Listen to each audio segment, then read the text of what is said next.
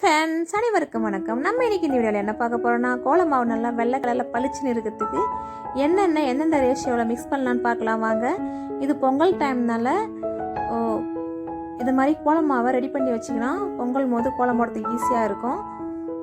முதல்ல ஒரு மாவு சலிக்கிற சல்லடை எடுத்துக்கலாம். அதில் 3 கப் கோலம் மாவு சேர்த்து நான் சலிக்க போகிறேன். ஒரு சில மாவு சன்னமாக இருக்கும், அது சலிக்கணும்னு அவசியம் கிடையாது. ஒரு சில மாவில் சிறு சிறு கல் இருக்கும், அந்த மாதிரி மாவை சலிச்சு எடுத்துக்கோங்க.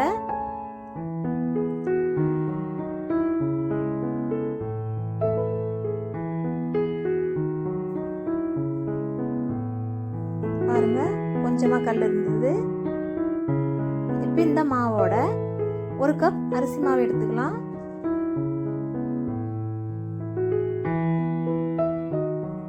அரிசி மாவு சேர்த்துட்டோம். அடுத்தது 2 டீஸ்பூன் கார்ன்ஃப்ளவர் மாவு சேர்த்துக்கலாம்.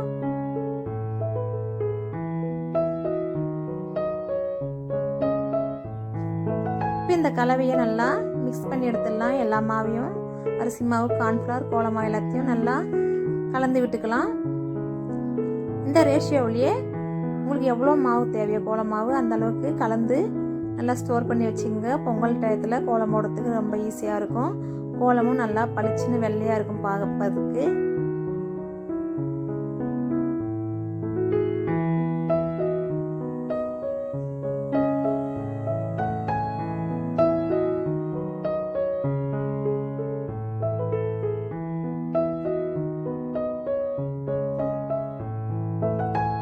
அது மாதிரி கோலம் மாவு வாங்கினா ஒரு நாளைக்கு நல்லா வெயிலில் காய வச்சுட்டு அதுக்கப்புறம் ஜலிச்சு இதை மாதிரி மிக்ஸ் பண்ணி எடுத்து ஸ்டோர் பண்ணி வச்சுக்கோங்க.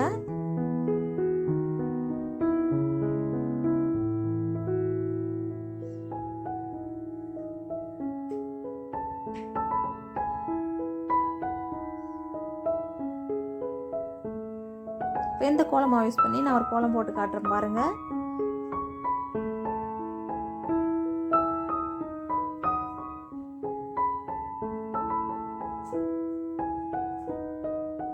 பார்க்கறதுக்கு எவ்வளோ சூப்பராக பாருங்க கோலம். நல்லா வெள்ளையாக பளிச்சு நல்லா இருக்கு.